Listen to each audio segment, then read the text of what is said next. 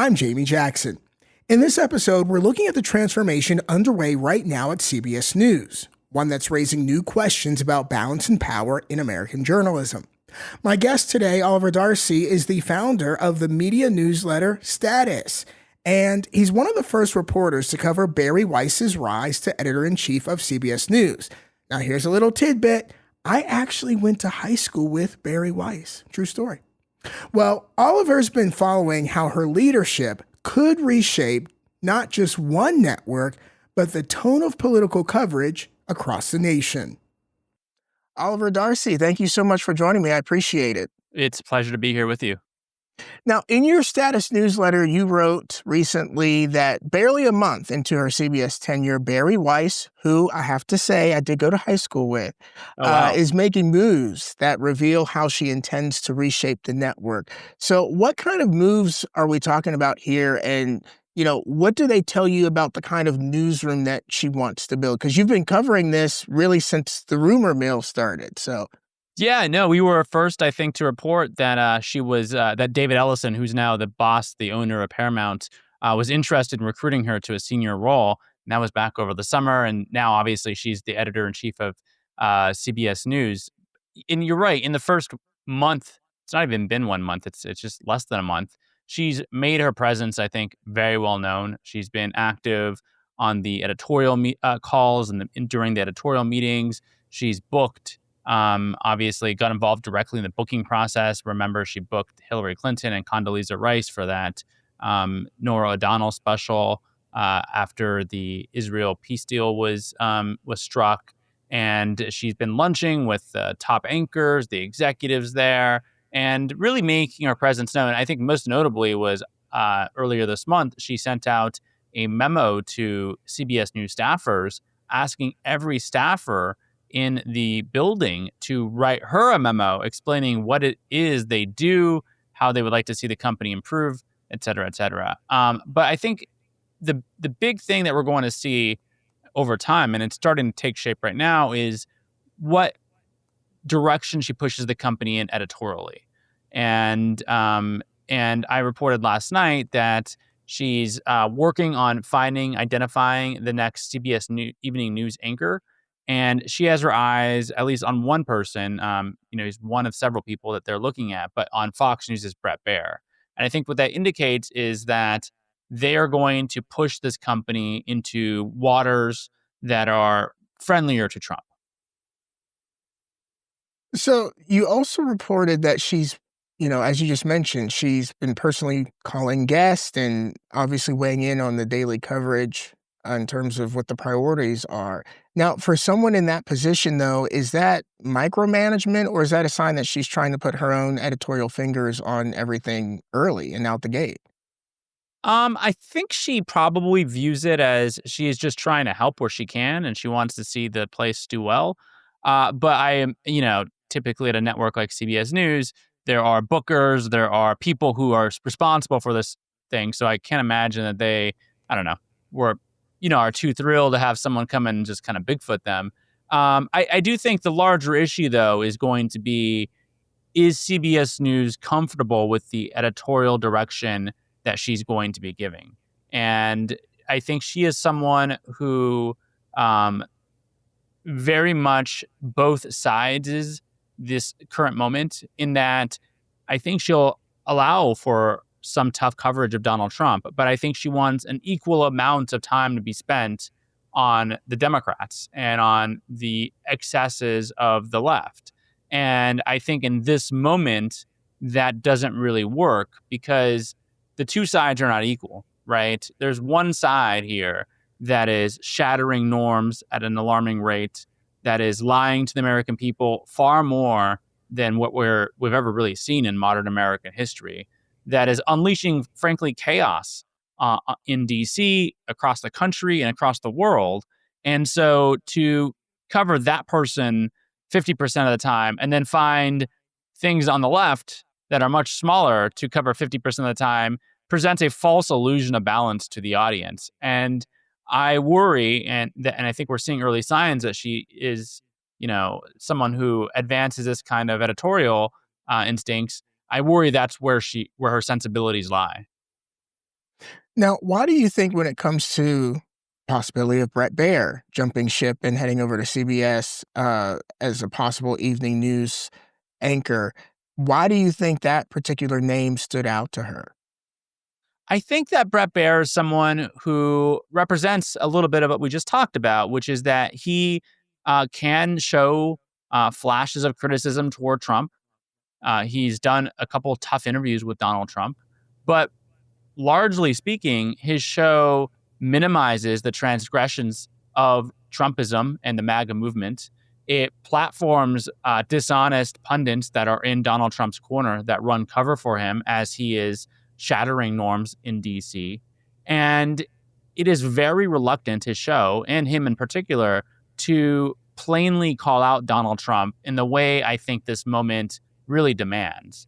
When you have someone in office who is promoting dangerous conspiracy theories, who is upending Washington, who is firing large parts of the federal workforce, you know, literally demolishing the East Wing of the White House. The list goes on. I think this moment calls for a little more than Brett Baer is giving his audience, and I think that appeals to someone like Barry Weiss, who doesn't maybe want to have her program be poking the eyes of the president and getting through his thin skin. Now, on the lines of that, you wrote that Weiss's arrival signals where the network is headed under David Ellison's ownership. So, what do you think that direction looks like? Is this about tone, politics, or the business model of news itself? I think it's a little about everything. I think in the business model, I think that David Ellison, rightly or wrongly, views Barry Weiss as someone who is digitally savvy. But I think this is largely about politics. And if you pay attention to what Donald Trump is saying, he is constantly lavishing praise on the Ellison family and saying that he thinks they're going to do a great job with Paramount. And I don't get the sense that Donald Trump, when he says those things, is talking about creating great film and movie. I don't get the sense that he's a big Paramount Plus watcher, waiting for the next episode or series of 1923 or Landman or any of those shows. I get the sense that he is very closely watching programs like 60 Minutes and watching the CBS News. And so when he lavishes praise on the Ellisons and says he thinks they're going to do a great job with Paramount, he is, I think, really referring to he is going to do a good job with CBS News. And we know in an interview with Jake Tapper, Donald Trump flat out said that he thinks under Ellison, the network is going to be fairer to him, which is translation for softer coverage of his administration.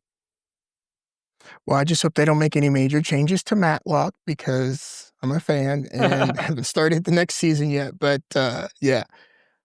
Obviously, this is serious, but I had to say that. But I want to switch gears a little bit. And actually, I want to share this note too. One thing that I respected about Barry Weiss in high school, even though I may not have always agreed with whatever her politics were at that time, Barry was always strong in how she felt and passionate. And so I will always give that to her in terms of being passionate about her views and being willing to say what she feels and what she believes in. So I just wanted to share that little tidbit.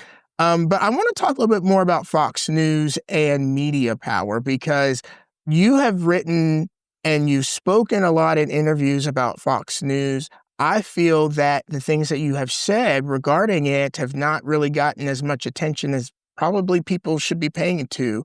You've written and even tweeted that Fox News is not at its core a news network. So what convinced you of that? Was it the Dominion lawsuit evidence or was it like a pattern that you've been noticing for a while? Well, I think it's clear if you watch the network that they mostly, most of the network is just talk radio, but with video, right? It's commentary and it's coming from a MAGA direction.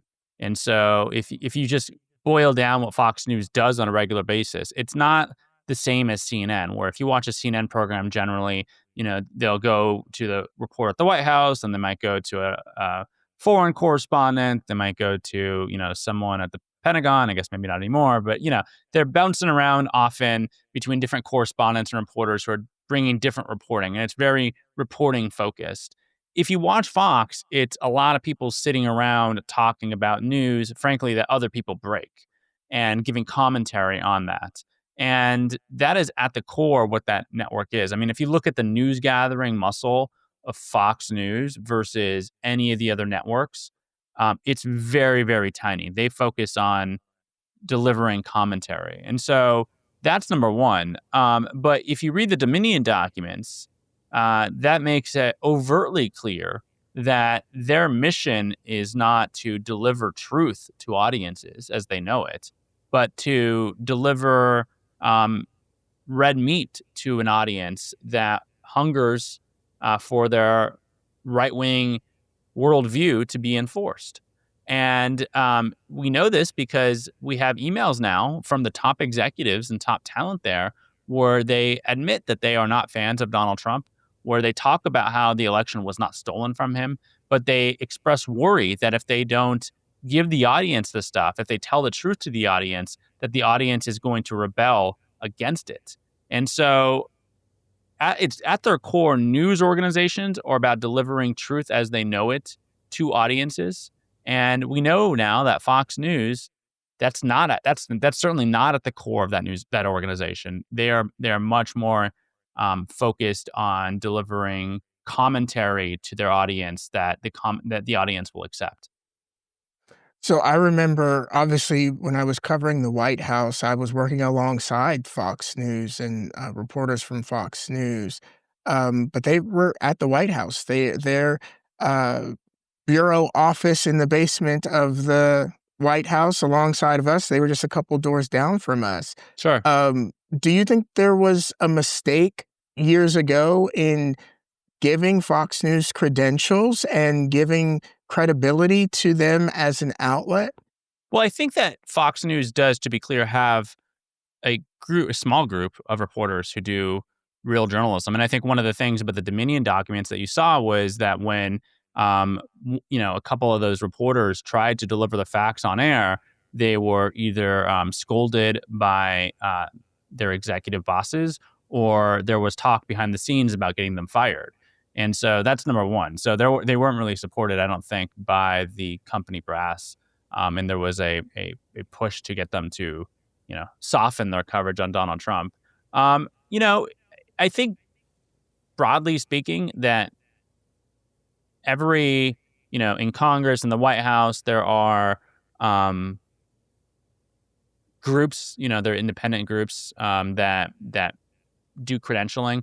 In the White House in particular, there's really, anyone can go in the briefing room.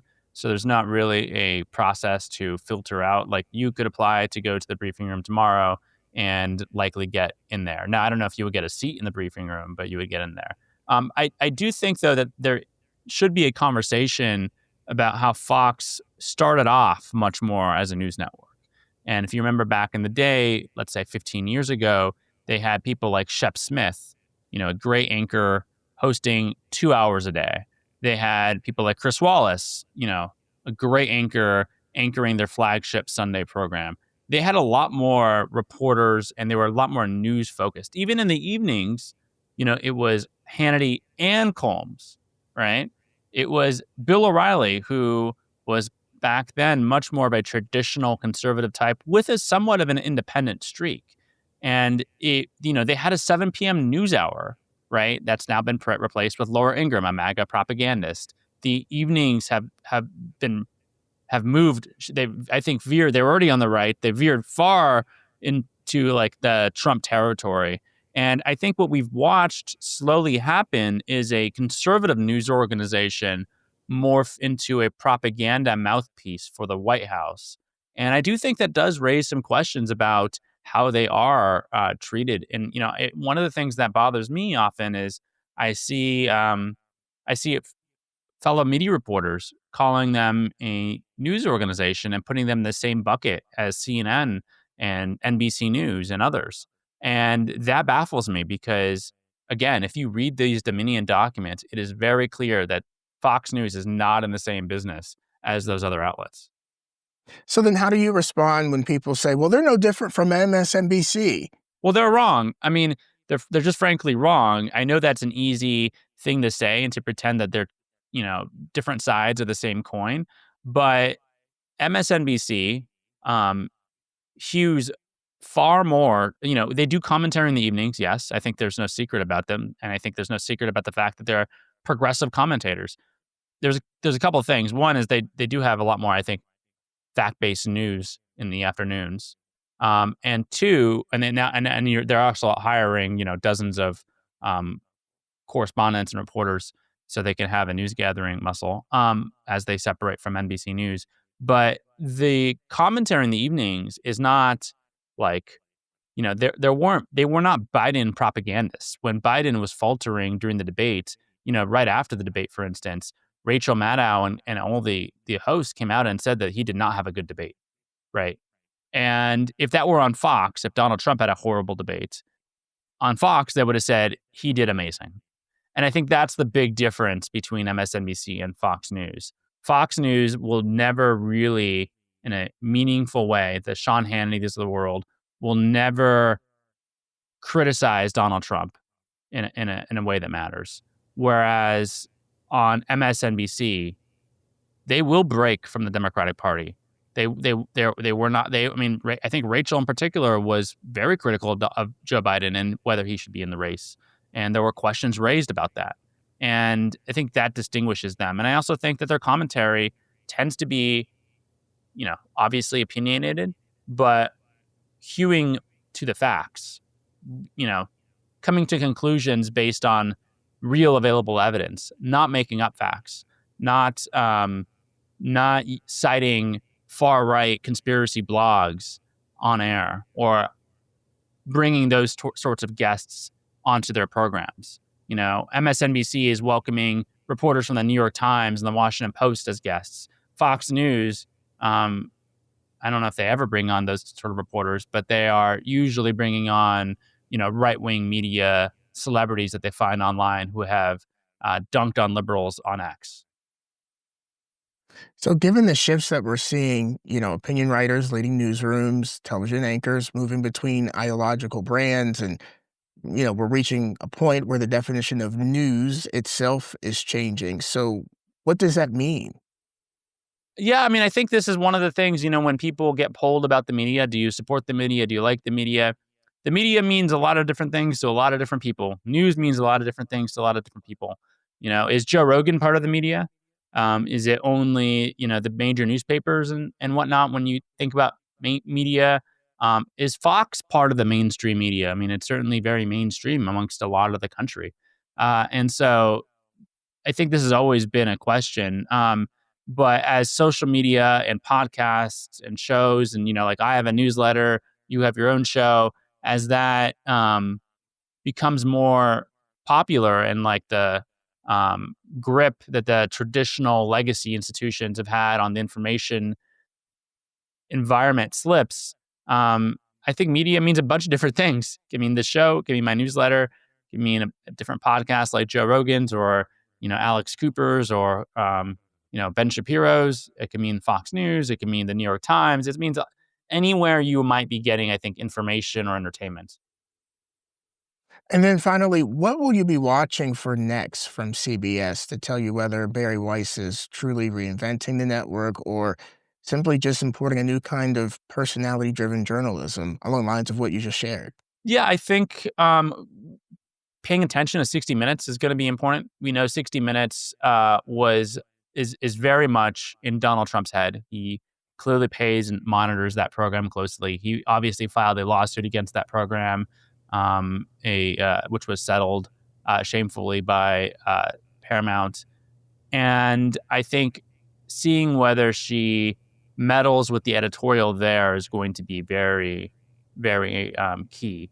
We know that prior to her coming into the organization, there had been attempts to meddle. And you saw the former head producer, the former executive producer of 60 Minutes, Bill Owens, resign and tell his staff that he was no longer wanted by the corporation, by the company. And we also saw Wendy McMahon, the former CBS News president, resign over attempted interference by Paramount brass on 60 Minutes. So I think paying attention to what happens at 60 Minutes, are they going to continue providing hard-hitting reporting on Donald Trump? Is it going to soften it at all? I noticed, for instance, that this season trailer, when they dropped it a few weeks ago, it did not feature Donald Trump, which I thought was very interesting. And so that's really what I'm paying attention to at the moment. And the CBS Evening News, what happens there. All right. Thank you so much for joining us. I appreciate it. Thank you for having me.